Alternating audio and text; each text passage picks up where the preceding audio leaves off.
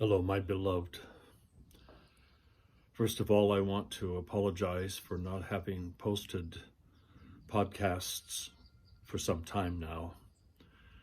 I haven't done so since I went to Orthodox MontanaCon.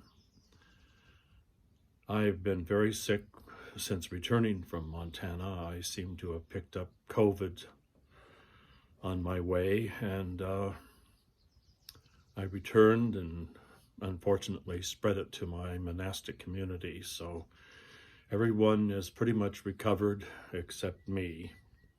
I'm on the mend though. So I'm going to attempt to do a blog, YouTube video, podcast, whatever we call these things. My mind is not that clear right now. I want to share with you, first of all, how my heart goes out to all around the country who have been suffering from renewed shootings. All these young people that are killing, sometimes mass shootings that are taking place. I look at all of that and I wonder if we have any concept as to why this is happening to this generation. This generation that we have deprived of faith. This generation that is filled with anger and resentment.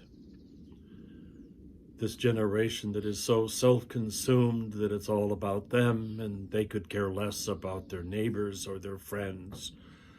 So they go on rooftops and they shoot innocent people and children.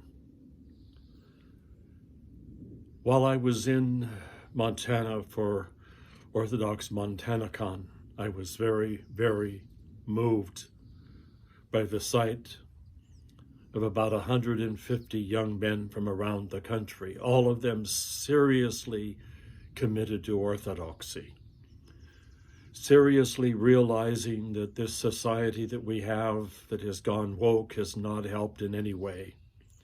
It's not given them anything except guilt. White guilt, white privilege as they've been told they have, and no hope for the future. I read recently that only 40% of young men are even bothering with college because they don't feel welcome in university settings. This is a tragedy. But in some ways it might be an awakening because so many are realizing what is really missing in their lives is Christ and faith. And so they are turning to the Orthodox Church.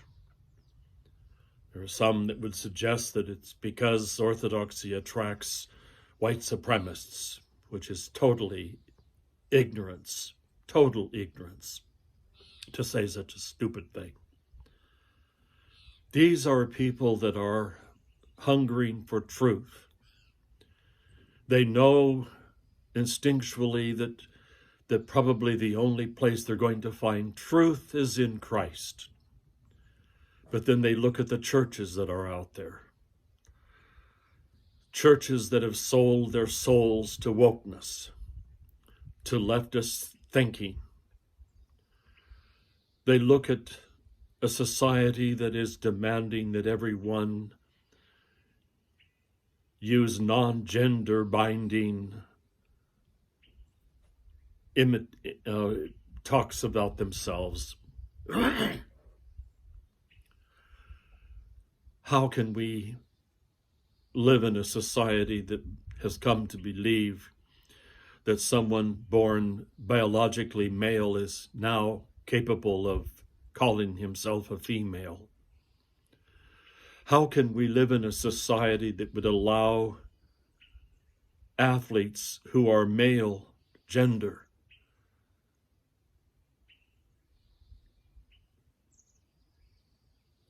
stand against women swimmers and win because they call themselves non-binary or women by choice? and we let them get away with it. This is just pitiful. So is it any wonder that serious young men seek out the one church that has stood firm with the biblical teachings about what it means to be a man and what it means to be a woman? It doesn't mean that we are white supremacists or racists to think so. It means that we believe, as Americans have always believed, in freedom of thought and freedom of expression. And yet we have a government telling us that we do not have that freedom anymore, and that if we dare speak out against any of the wokeness that is amiss out there, that somehow we are failing our lives as real Americans. We're betraying evilness and hatred in our hearts. I can tell you that none of the young men that I met in Montana are full of hate. I am not full of hate. I don't judge anyone. I don't judge those who declare themselves to be gay or transgender. It's not my business to judge anyone. The scriptures make it clear that I can only judge myself, and that I have to judge myself harshly. For as St. Paul said of himself, I am the worst of sinners. But what I am not going to do is to sit by idly and in silence while these young people of today suffer accusations and cruelty at the hands of people who have sold their souls to Marxism. The only answer to the world's problems is to be found in Jesus Christ. That is the truth of it all. And for those who've failed to realize that, all I can do is pity them and pray for them.